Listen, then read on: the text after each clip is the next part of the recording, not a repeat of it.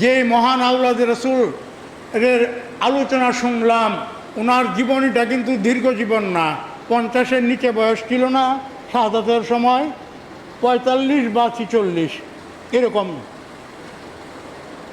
ওনার এত বড় খেদমত কিসের কারণে হয়েছে? ওই যে শয়তানের দুশ্মনী উনি সাথে সাথে অনুভব করতে পারতেন, কোনো খপ্পরে শয়তানের প্ররোচনার শিকার হন নাই, আল্লাহ ওনাকে হেফাজত করেছেন। এক। দ্বিতীয়ত, ওনার এই অল্প দিনের ওই যে তাকওয়ার উচ্চ মাকামে পৌঁছে গেছিলেন, যার কারণে শয়তান ওনাকে কাবু করতে পারে নাই। ওনার দ্বারা আল্লাহ তাবারক ওয়া তাআলা ইসলামের খেদমত করাইছেন, বাস্তবে জিহাদ করায় প্রমাণ। সম্মানিত উপস্থিতি, এ পর্যায়ে আপনাদের সম্মুখে বক্তব্য নিয়ে আসছেন আব্দুল আউয়াল দরবার শরীফ, অষ্টগ্রাম, কিশোরগঞ্জের সম্মানিত পীর সাহেব হজরত মাওলানা শাহ ফজলুল করিম।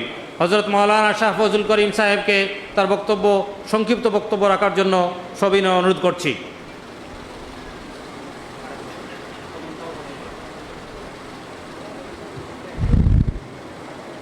আসসালামু আলাইকুম ওয়া রাহমাতুল্লাহি ওয়া বারাকাতুহু।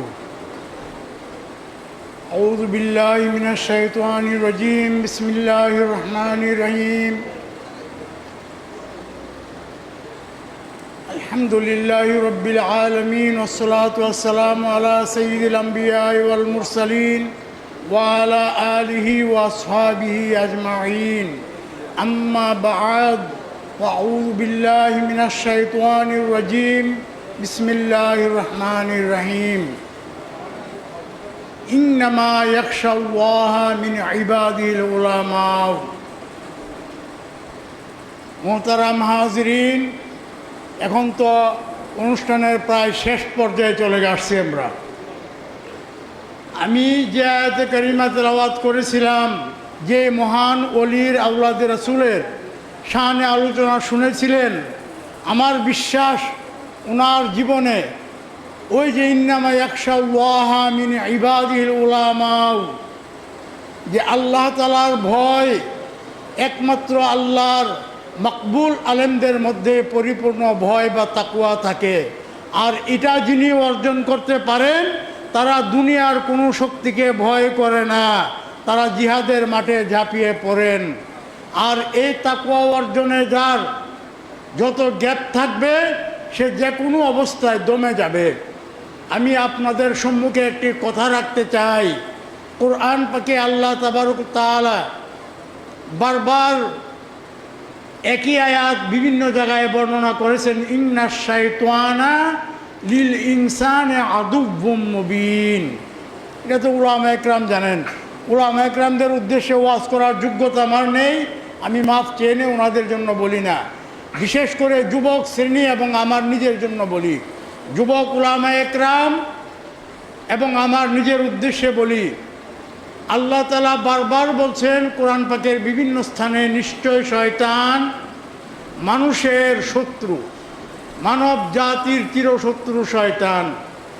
শত্রুর বিরুদ্ধে মানুষের থানায় মামলা করে জিডি হইলেও করে রাখে শত্রুর আক্রমণ থেকে বাঁচার জন্য। আপনারা কি কেউ বলতে পারবেন পৃথিবীর কোনো আদালতে শয়তানের নামে কোনো মোকদ্দমা হয়েছে, মামলা হয়েছে? আল্লাহ তাআলা বারবার তো বলছেন শয়তান কেন দুশ্মন আমাদের, কোন কাজে দুশ্মনী করে? কারো জমি সম্পদ জবরদখল করেছে, কোনো নারী অপহরণ করেছে, চুরি ডাকাতি করেছে, কারো হাতে মদের বোতল উঠায় দিছে, এমন কোনো প্রমাণ কেউ বলতে পারবেন? আমার মনে হয় কেউ বলতে পারবেন না।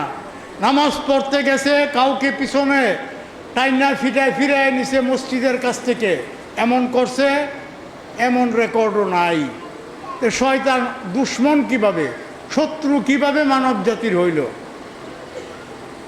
শয়তান একমাত্র দুশ্মনী করবে আল্লাহর কোরআন এবং রাসূলে পাক সাল্লাল্লাহু আলাইহি ওয়াসাল্লামের সুন্নাহর উপর যারা কায়েম থাকবে। যেই উলামা একরাম, যেই মুমিনগণ তাকওয়ার জিন্দেগি অবলম্বন করবে, জিহাদি চেতনায় উদ্বুদ্ধ হয়ে যারা ইসলামের পক্ষে জিহাদি কথাবার্তা বলবে, জাতিকে সতর্ক করবে, ওই আলেমগুলাকে নিষ্ক্রিয় করার জন্য শয়তান বিভিন্ন কৌশলে কাজ করবে।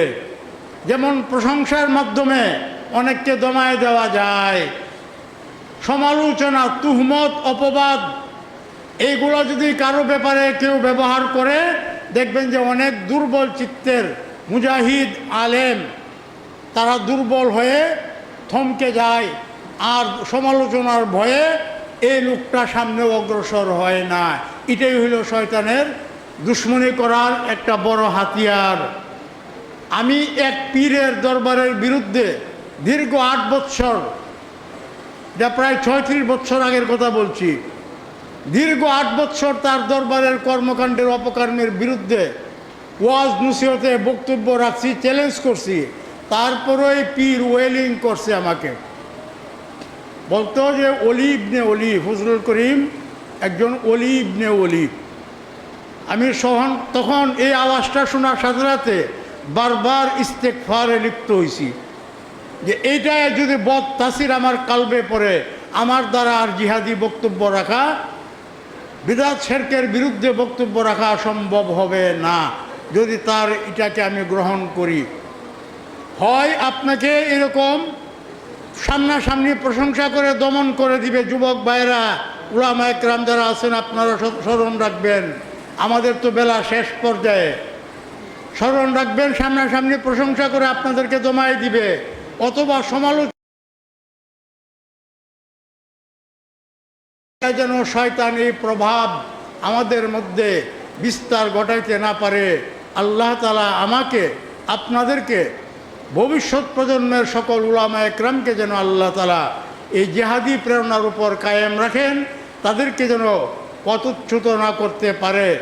আমি আল্লাহ পাকের দরবারে ফরিয়াদ করি, আপনাদের সকলকে অনুরোধ করি যে আমরা সবাই নিজের আত্মসমালোচনা করছি। যে মহান আওলাদ রাসূল এর আলোচনা শুনলাম, ওনার জীবনীটা কিন্তু দীর্ঘ জীবন না, 50-এর নিচে বয়স ছিল না শাহাদাতের সময়, 45 বা 46 এরকম। ওনার এত বড় খেদমত কিসের কারণে হয়েছে? ওই যে শয়তানের দুশ্মনী উনি সাথে সাথে অনুভব করতে পারতেন, কোনো খপ্পরে শয়তানের প্ররোচনার শিকার হন নাই, আল্লাহ ওনাকে হেফাজত করেছেন। এক, দ্বিতীয়ত ওনার এই অল্প দিনের ওই যে তাকওয়ার উচ্চ মাকামে পৌঁছে গেছিলেন, যার কারণে শয়তান ওনাকে কাবু করতে পারে নাই। ওনার দ্বারা আল্লাহ তাবারক ওয়া তাআলা ইসলামের খেদমত করাইছেন, বাস্তবে জিহাদ করায় প্রমাণ করেছেন, ওনার শাহাদাত নসিব হয়েছে। আমরা যেন বাতিলদের বিরুদ্ধে কথা বলতে ইতস্তত না করি। আহলুস সুন্নাত ওয়াল জামাত আমরাও দাবি করি, বাংলাদেশের আরও বহু দরবার আছে আহলুস সুন্নাত ওয়াল জামাত দাবি করে, অথচ বিদআত শিরকের কাজে লিপ্ত। এই ক্ষেত্রে আমরা কেন নীরব থাকব?